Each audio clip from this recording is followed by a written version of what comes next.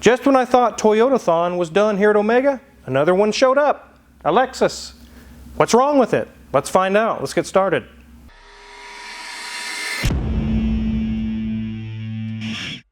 This is a 1996 Lexus LS400, and we knew years ago these were bulletproof. These are probably one of the most reliable cars on the road. But just like with humans, you can't stop age. You can't stop them from failing. Eventually, they're going to get old enough where things start breaking a lot. This one's been in the shop a few times. They don't fix everything all at once. They get a list together and they kind of piecemeal it. They come back for another one and another one. We've put a lot of money into this already, and they're ready to put more into it because they love this car. I don't blame them. These are amazing cars. This one has a little over $2,000 worth of work that it needs. The customer did approve a couple of the small jobs. They will be having to bring it back for the rest. We've had a lot of Toyotas in the shop here lately, and none of them are related to each other at all. Completely separate problems. Some under the dash, some in the transmission, some in the engine.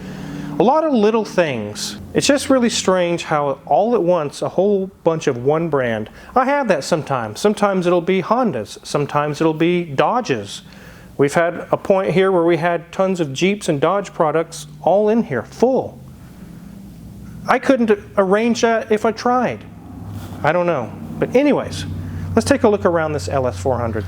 Here's the back of this iconic LS400. The paint is faded. It's almost silver on top, but as you go down along the sides, it's kind of like a pinkish gold color. Sun has taken its toll on the paint, although it still looks fairly decent. It has kind of a cool fade job to it. And the body is actually in fairly good condition for this one. The wheels are decent as well, decent tires. As you can see, the hood kind of has a silverish fade to it, and there's the beautiful front end of these. It has a Mercedes-ish look to it. That was the market they were going for when they came out with these, is Mercedes-Benz. They directly targeted them. It does have the gold badges front and rear, which was very cool in the late 90s. That was the thing to have. So other than a little bit of salt from Kansas snowstorms, the body is really in good shape. Mrs. Wizard will show you how many miles are on it and the interior. Okay, ladies and gents, let's turn that key on so you can see this thing light up, and truly it does light up. I love the dials. Those are really nice. I like how they just kind of glow. It's kind of like lightsabers up there. So looking good, easy to read. Obviously this is a Toyota product. Even though it's the Lexus version, it's still pretty simple. The dash is in really nice shape. Got a little bit of bubbling going on above that airbag, but that's about it. If we move down, more taupe, taupe, and taupe. As we get to our center section, you'll see that they have added a nice digital stereo system, which definitely upgrades the quality of the sound in the car. And as we move down, you'll see we've got some lovely faux wood trim, and oh look, it is ever so slowly opening, and where they keep a adapter for that aux port. As we move back, you can see, doesn't that look very Mercedes-like? Yes. So, gotta definitely have that slotted kind of design right there, but that is screams, looks like Mercedes. The armrest is showing a little bit of wear, which isn't shocking, but those are some items that can be easily covered. They make lots of different products you can order on Amazon that can easily cover up as well, either just through the over top or just get a whole new it all together. As we lift up, you'll see that it is in really nice shape. Nothing going on, nothing in there at all actually. And we lift up the lower section. Again, we have more storage underneath as well. We are seeing a little bit of wear on this seat, which is not shocking. Between the age and 245,000 miles, yeah, we would start to see some leather having a few issues. And as I said, you know, they make products like Mastoplasta is one that we have on our Amazon affiliate that can actually cover that up very easily. It's just to peel and stick, kind of like just a big leather sticker. So look at our door card, we have more of the ivory and our taupe color with more of our wood accents as well. And now the back seat. This is a totally different story. This looks brand new. Doesn't look like anybody has ever sat back there. Doesn't that look absolutely gorgeous? That leather is in perfect condition. Even the carpet down there is in amazing condition. Look at that. It's just absolutely perfect back there. So a little bit of wear in the front, back seat, not so much. As we move up, you'll see the headliner is in very good shape. Does have the manual cover for our moonroof. And we have our steering wheel with simple controls on the side because this is a Lexus and not a Toyota specific. Do have a few controls here on the side for our stereo and controls for our cruise on the back. Nothing else on the back of the steering wheel, no more controls back there, but for being a Toyota product, that's a lot of buttons and controls to be on that steering wheel. So enough of this interior talk. Let's see what's going on underneath the hood. I already know since we've had the hood open that the hood struts are shot. So that's where these come in handy. These are on our Amazon affiliates link in the description below. These are hood strut locks just for this reason. I'll show you how they work.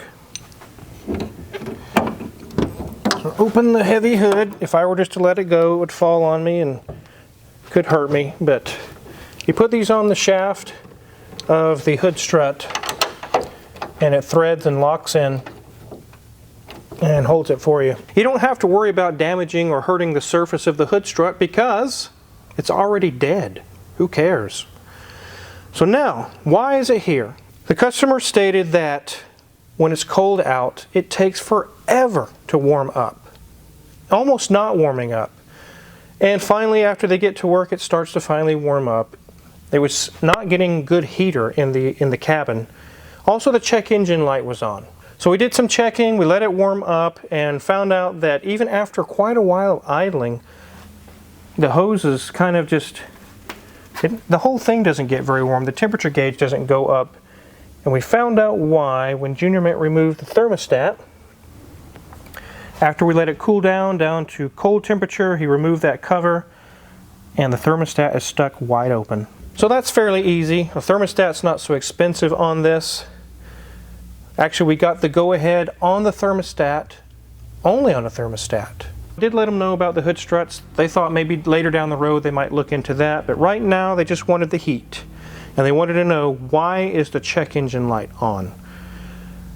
While we were checking this, we did find that the valve cover gaskets are leaking. Let's take a look at that. You can see on the back of the valve cover there's two bolts. There's oil seeping out. It's actually dripping down the side of the block and it's kind of pooling pretty good on the bottom. It is kind of a big repair. But right now, that's not essential to be done. It's not going to cause any issues. It's just a slight seepage, just leaving some drips on the driveway. That's not going to be done while it's here. But while it was running, I noticed that the tensioner pulley and the idler pulley on the serpentine belt system was making some loud noise. Here's our idler pulley. I'll let you guys hear it. And also, the tensioner pulley, you can see the bearings are just shot inside of there. It almost won't spin. Those are going to have to be done whether they like it or not, because eventually that's going to seize up and throw the belt. And on a cold, snowy day, the last thing you need is your belt to come off and now you're stranded on the side of the road. So these definitely need to be done as well. Let's get this thing lifted up and find out the final nail in the coffin that got us above $2,000 on this estimate. So just like a person gets old, they start to get wrinkles. The same thing's happening with this plastic. I think we can get a zip tie and probably tie that up, but it's just starting to sag from age. But right in here, on this oil pan, you can see it's got a kind of a sheen to it. It's oil. It's not coming from the oil pan. It's actually coming from the valve cover gaskets, which are up top. And like I mentioned, it's leaking down and kind of collecting here. And also kind of blowing onto this cross member. The last time it was here, we put a new steering rack in, and it's been doing well. Their steering is working great. It was almost about to be dangerous the last time with the old rack, but that's been solved. But the check engine light, Junior Mint plugged in the scan tool, and both banks it said catalyst deficiency below threshold. There's no magic fix for that. There's ways around it, but I could get fined $50,000 or maybe go to jail. So we don't mess with that here. The only thing we can do here to solve the check engine light is new catalytic converters. Luckily, they're not hard to get to, and they're not part of the entire exhaust manifold. Let's take a look. So here's the catalytic converter. As you can see, it just bolts to the manifold here and bolts to the pipe back here with two bolts. So we can just replace the cats here. They're not super expensive. I think they're $200 or $300 a piece.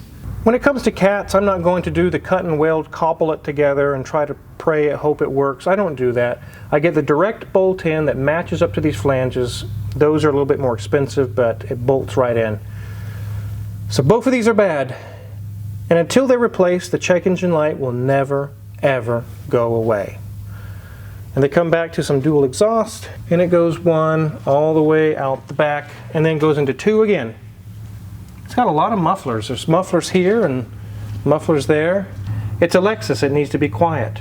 It's not a hot rod. It doesn't need to be loud. Here's our flex disc. It looks nice. No cracks. Very Mercedes. Looks like a Mercedes, yes. Here's our rear differential. CV boots look good. Brakes are good. No blown out shocks. Nothing leaking over there or over here. Brakes are good. CV boots are good. And shock is good. All in all, this thing's actually in pretty good shape. It just needs the cats and a few small things done. It's back on the road. It's got a lot of life left in it. And like we mentioned in some other videos, new cars and trucks today are so high. It's getting to the point where it's now worth fixing up the old cars because you're still money ahead. Rather than a $1,200 a month car payment, you could spend $1,200, $1,500 on your car and keep it going and no more payments. Let's get this thing on the ground. So now you can see how we approach $2,000 or over on the estimate. Valve cover gaskets, catalytic converters, pulleys, and a thermostat. We did call the customer and the only thing they approved was the thermostat. Now here's what I'm going to do. This customer has been a loyal customer. They've been with us for a long time. They've spent a ton of money with us. Those pulleys need to be done, or it could be dangerous. I'm going to throw in the pulleys for free. This is a really nice car. It needs to be kept on the road. It's worth keeping on the road. So they'll get charged for the thermostat. We'll throw in the pulleys. It's not a big deal. And they'll bring it back again when they've got money together for cats. There are cheaper catalytic converters out there. You can try to weld them on yourself. Will it make the check engine light go out? It may not. Especially some of these coming from China. Toyotas are very picky, especially with their sensors and airflow sensors and things. I wouldn't want to chance it. So we're only going to do the bolt-in solution when they do bring it in for the catalytic converters. But definitely want to do a video for you guys to show you that these cars are worth keeping on the road. Years ago, I might have said this isn't worth it, go get another car, but things are starting to change in the economy. So if you're curious what kind of tools that we're going to use to work on this Lexus or any other car in the shop, check our Amazon affiliates link in the description below. A lot of the tools we use in the shop are for sale there. If you purchase anything, we get a small cut and really appreciate it. Make sure to hit the subscribe button because there's many more cool videos to come. Thanks for watching.